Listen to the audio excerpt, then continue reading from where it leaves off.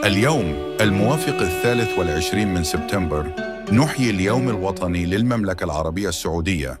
هذا اليوم التاريخي الذي يجسد توحيد جميع مناطق شبه الجزيرة العربية تحت قيادة واحدة ووطن واحد وراية واحدة، المملكة العربية السعودية. Berdirinya negara Saudi tidak bisa dilepaskan dari perjuangan politik, agama, dan kekuasaan di Jazirah Arab yang penuh dinamika. Dari kondisi sosial yang terpecah belah dan lemahnya kontrol Kekaisaran Ottoman, muncul sebuah aliansi antara tokoh ulama dan pemimpin lokal yang meletakkan dasar negara Saudi pertama. Perjalanan ini tidak hanya melibatkan pertempuran militer dan ekspansi wilayah, tetapi juga transformasi ideologis melalui gerakan Wahabisme yang ketat. Dalam 3 fase utama, berdiri, runtuh, bangkit kembali, negara Saudi tumbuh menjadi kekuatan politik dan religius yang berpengaruh, dibentuk pula oleh peran aktor-aktor internasional seperti Inggris yang memanfaatkan persaingan regional untuk kepentingan kolonial mereka. Video ini akan membuka pintu untuk memahami bagaimana sebuah negara lahir dari proses panjang dan penuh konflik di dataran Arab.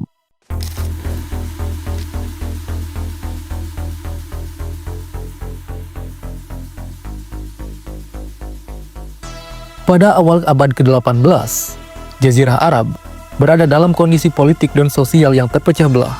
Wilayah Hijaz, yang mencakup kota suci Mekah dan Madinah, secara nominal berada di bawah kekuasaan Kekaisaran Ottoman melalui pemimpin lokal, seorang syarif. Di wilayah Najd, dinasti Al-Rashid berkuasa dan memusatkan kekuatannya di kota Ha'il, di wilayah utara.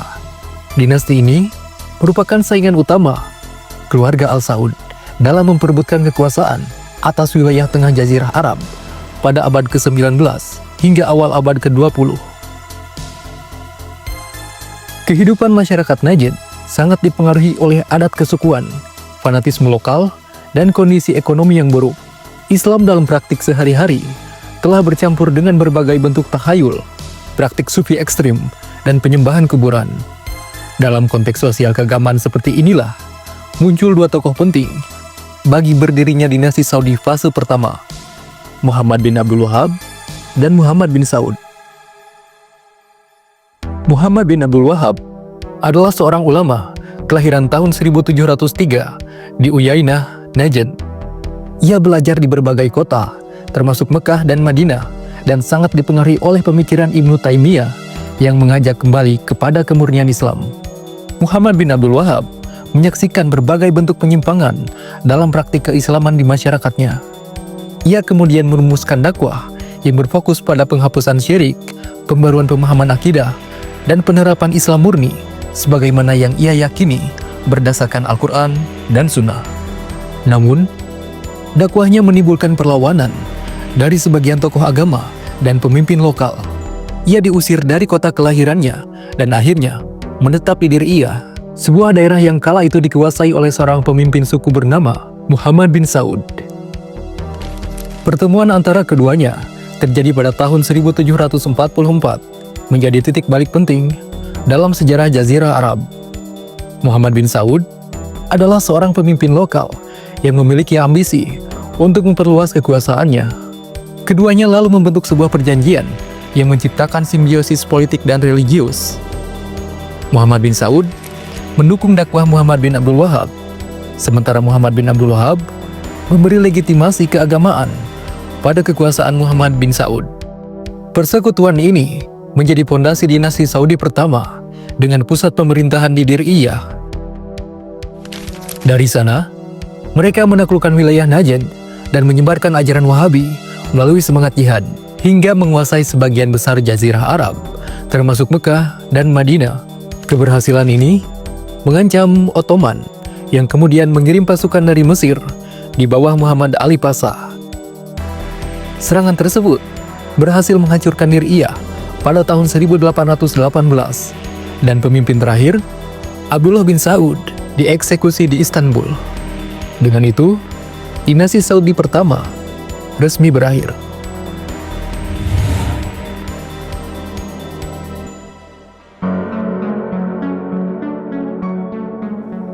Setelah Diriyah jatuh, banyak anggota keluarga Al Saud ditangkap atau dibunuh oleh pasukan Ibrahim Pasha.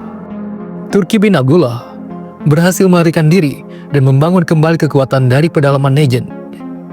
Pada tahun 1824, ia merebut Riyadh dan mendirikan dinasti Saudi kedua. Meski berhasil memperluas wilayah, dinasti ini menghadapi konflik internal dan ancaman dari dinasti Al-Rashid. Setelah Turki berhasil dibunuh, putranya Faisal bin Turki mengambil alih kekuasaan dan menjadi penguasa yang paling kuat, menjaga hubungan hati-hati dengan Ottoman, serta memperluas wilayah ke Teluk Persia. Namun, pasca kematiannya pada tahun 1865, perebutan kekuasaan antar putra-putranya melemahkan dinasti. Situasi ini dimanfaatkan oleh dinasti Ar-Rashid yang makin dominan. Pada akhir abad ke-19, kekuasaan keluarga Al Saud benar-benar runtuh. Muhammad bin Abdullah Ar-Rashid berhasil menaklukkan Riyadh pada tahun 1891. Penguasa terakhir dari dinasti Al Saud kedua, yaitu Abdurrahman bin Faisal, melarikan diri bersama keluarganya ke Kuwait. Dengan jatuhnya Riyadh ke tangan Ar-Rashid dan pengasingan keluarga Al Saud ke Kuwait, dinasti Saudi kedua resmi berakhir.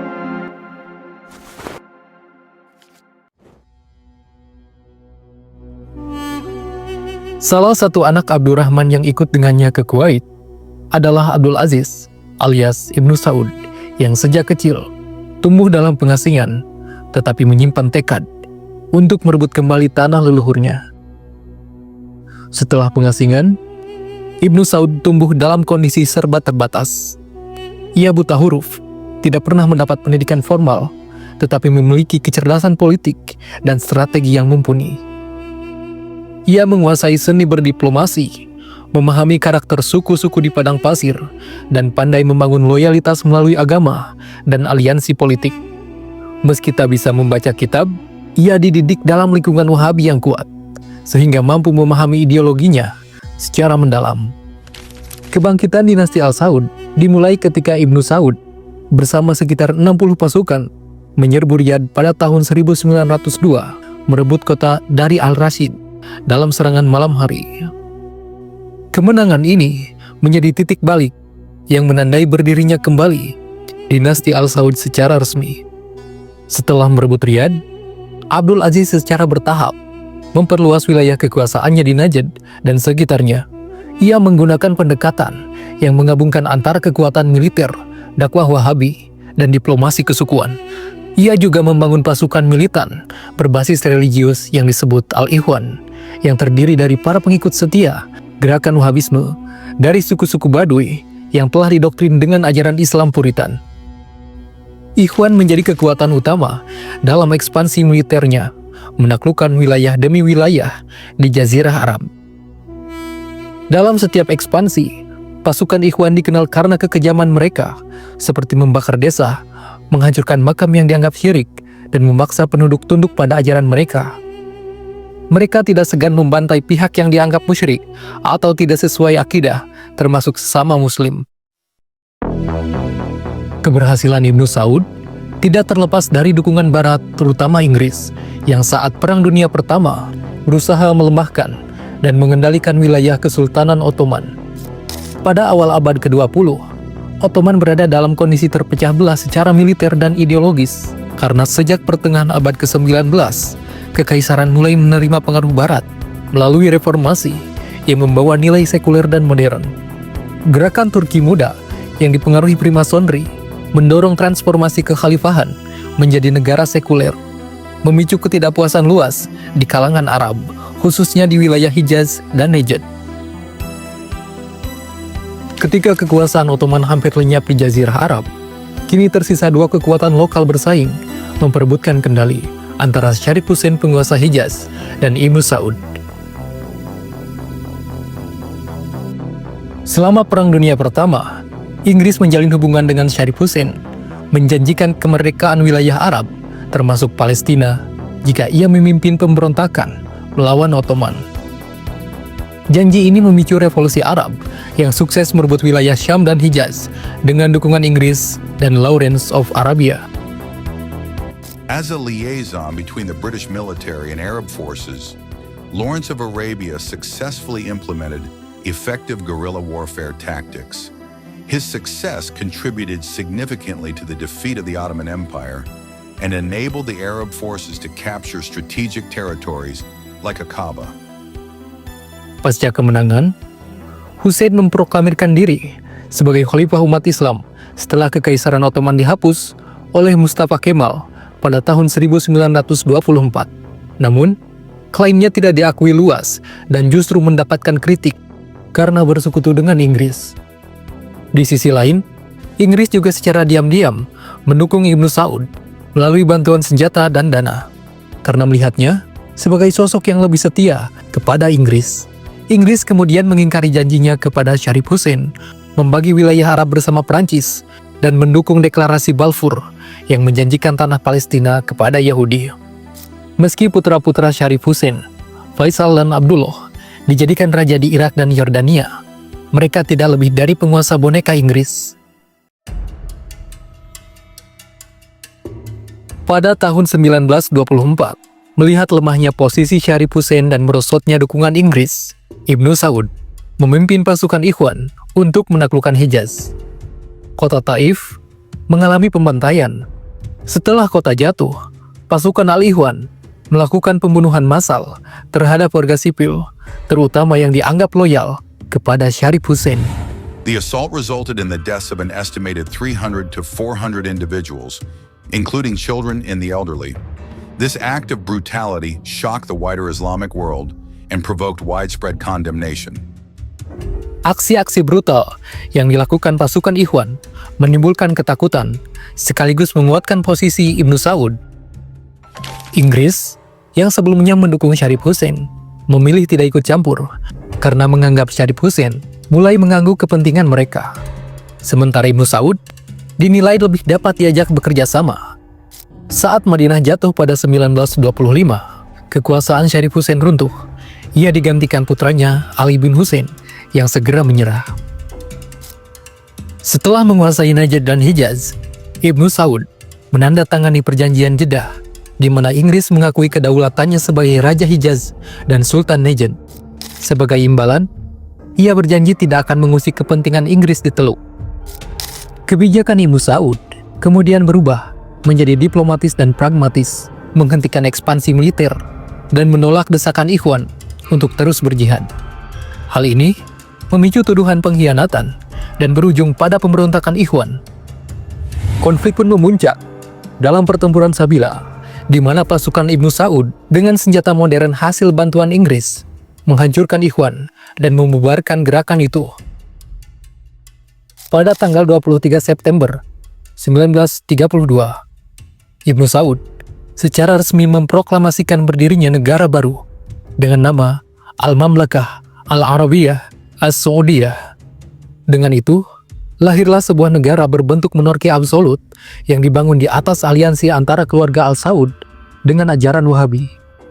Setelah proklamasi, Ibnu Saud memutuskan kekuasaan secara ketat di tangan keluarga Al-Saud. Ia menyusun struktur negara secara perlahan dengan menempatkan putra-putranya pada posisi kunci pemerintahan.